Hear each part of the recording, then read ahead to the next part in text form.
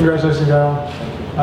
You mentioned a few days ago and also on the court, how much seeing your name on the awning with Yannick Noah and Arthur Ashe would be. What did each of those players have been meant to you, and how does it feel to see your name with them?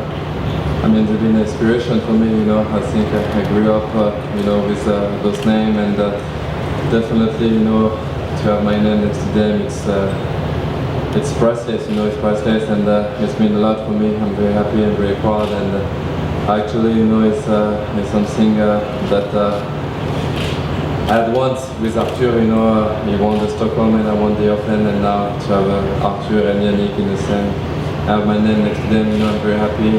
It's a special moment for me. Congrats again, Gael. You were 0 for 8 in 500s and Masters finals before this victory. How does it feel to get this big one?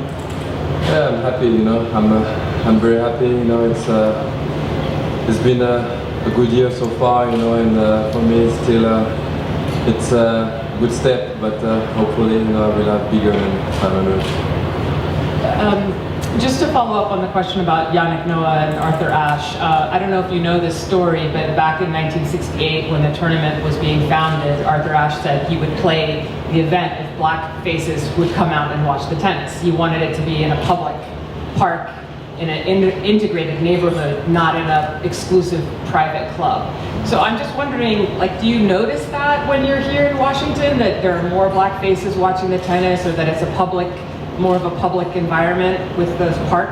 I think I saw a lot of association, and this is feel great. I mean, definitely, I like those things. It's for sure I'm part of those things in France, like at home, and definitely, I mean, for this, I know that how Arthur was involved on those things, and I'm more than happy. That's why it's even better for me to have my name next to him and actually here also.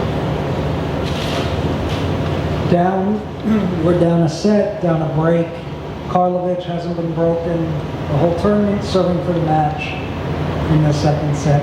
Where was your mind at that point, and how worried were you that that was going to be it right there?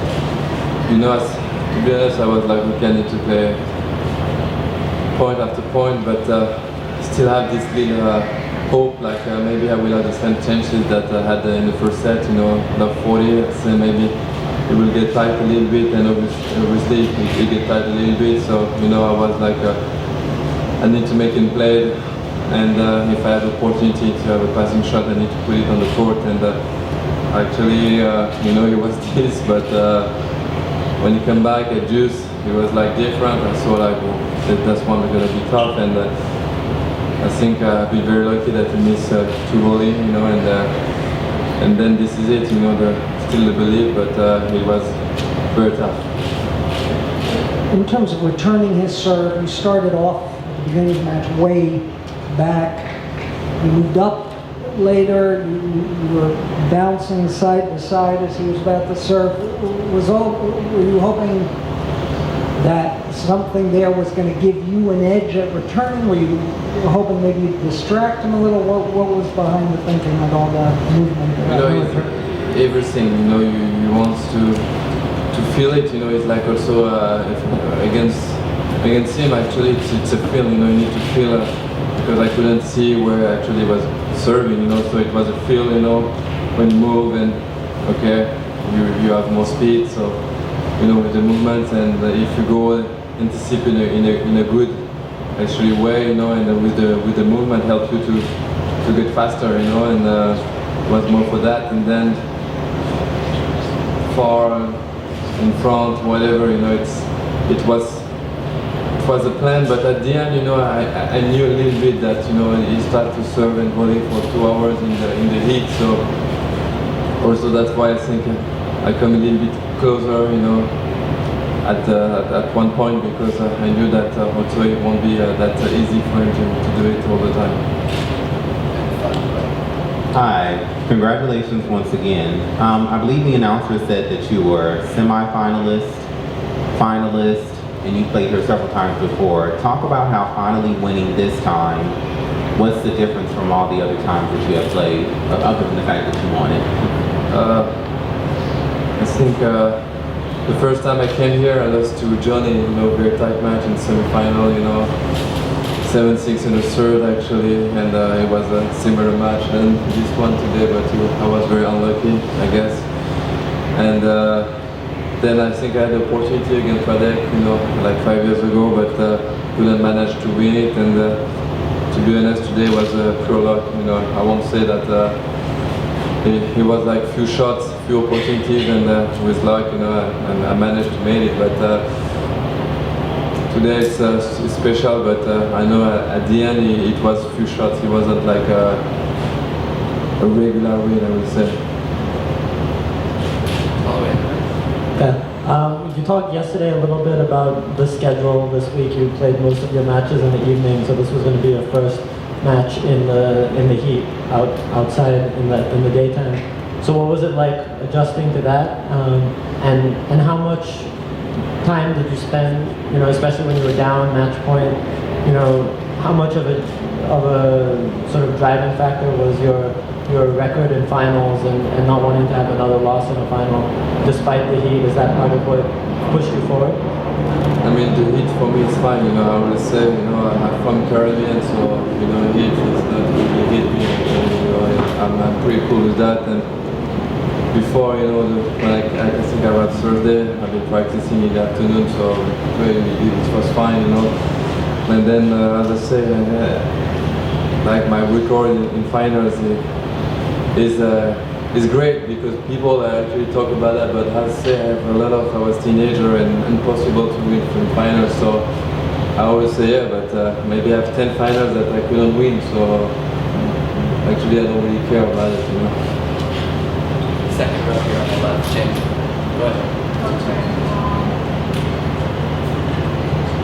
The crowds, they were chanting during the second set tiebreak, Monfils, Monfils, Monfils.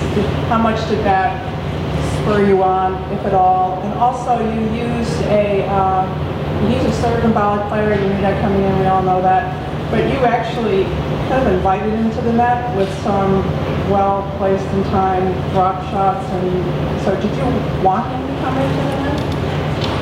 So yeah, first the crowd has been amazing. I mean, always I get like unbelievable support here, and for sure helps a lot. Helps, and at some stage, helps to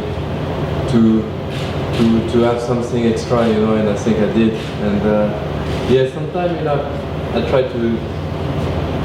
Actually, I like it for me to come to the net because at the end I knew that it will come, and it's better to know when it's coming than when you don't know when it's coming. So at the end, it's fair enough for me to say, okay, I know you will come, so hear the ball to come, and then I was ready. It's better to know when the opponent is coming than when you don't know it. Okay, last two questions here. Yeah, his net game, certain body game, as he's coming to the net, what goes through your mind as far as trying to, best strategize against him covering the net? Are you trying to mostly pass him because you did have some sets doing that? Or were you trying to, get it over him? Because, sometimes that's a bit of a challenge as well. It depends actually tactically how we come, if you go down the line or if you come across, You always try to adjust your passing, if you see a window open. I know it's big, but it's not that fast also, to cover the net. So if I find a gap, I can put it fast in his feet. But most of the time, I feel sometimes you have a small window and you need to use it, the line or the cross. Or to be honest, it depends. Okay, and how do you plan on celebrating, and will you come back sooner now that you've won here? Yeah, I mean, when you have a title, definitely you want to defend it. But as I always say, I don't know the schedule of next year, but. Definitely, it's a tournament that I love, and definitely I will come back to defend. Are you plan on doing anything to celebrate? Not to celebrate. To be honest, nothing. I try to fly out to Toronto and tomorrow practice. I think 3 to 4. That will be my celebration. Thank you guys so much. Appreciate it.